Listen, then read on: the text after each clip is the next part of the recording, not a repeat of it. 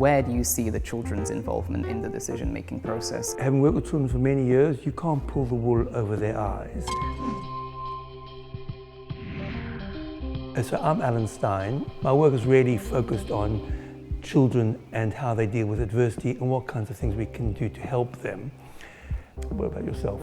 I'm a third-year PPist at Worcester College, so I study philosophy, politics and economics.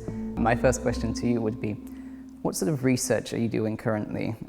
You're at the Blavatnik School, of course.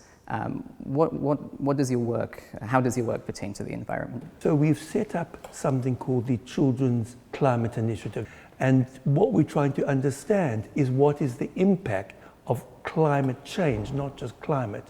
That is, in some ways, what we as humans are doing to the environment that is changing climate patterns, which is impacting children, which is why we need to persuade governments around the world to do something about this. And then we're trying to look at how do you take your findings into policy. But we're also very interested in the whole issue around children's views. Where do children fit into this? Because I think it's very easy to tell everybody what to do, but I think we're learning more and more that children have views. Before I went to university, I was actually a member of the UK Youth Parliament. So youth involvement in politics and in decision making has been something that's really meant a lot to me. Where do you see the children's involvement in the decision making process coming from your research? Well, I think if children have the facts, they are very much empowered. Some of our colleagues who were actually students, masters in public policy students at the Blavatnik, actually work in India with young children. One works, her name is Ashima Gulati, actually has spent her life working with children who live on rubbish heaps. And it's amazing the extent to which kids can be helped and empowered with information to help educate their parents. If there's a problem, they'll write to the Delhi government and say, can you please help us with this? Can you please help us with that? And Delhi government might get 500 emails in one day. And then there are also what we call youth leaders who will act for themselves, but also take on working with families and young children and provide that. Do you have any hopes for mitigation strategies instead, trying to combat climate rather than adapting to it? You know, I think this is one of the areas where AI, in terms of trying to understand the amount of data that we've got, is just enormous, and that's about the early warning system, bringing all this vast quantity of data, which no human computer could simply compute, but using AI to bring this all together to make sense of what is going to happen, to predict the future, which really will help us around both adaptation and mitigation. I mean, do you feel optimistic about whether we're doing enough? Or?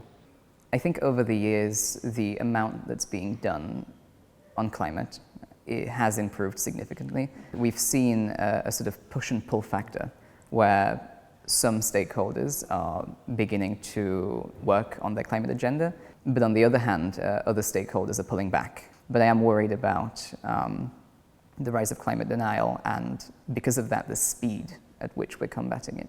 Because whether or not we deal with it is one question. The second question is whether we deal with it quickly enough. How about yourself? I mean, the bit that gives me hope is children. And I think having worked with children for many years, you can't pull the wool over their eyes. So I think they're going to be putting more and more pressure on governments, and I think they won't be able to be stopped. I'm moderately optimistic, but I do feel concerned, and there are issues which are going to have to be struggled with. I do think a lot of recognition should go into the cooperation between the younger and older generations. Yeah. So I think working together with children is really important, but also translating their voice and translating their beliefs into actionable policy is a second thing that's incredibly important and should be stressed. And I take those words, I mean, translating, and that's what we need to. So in our grants, we actually have people specifically employed to translate the findings into actionable policy. And that's especially with UNICEF, what we want to do. How do you take what we find and goes to country level offices for change? And difficult, but it is something, you've got to do lots of it, but you've got to make it clear and simple.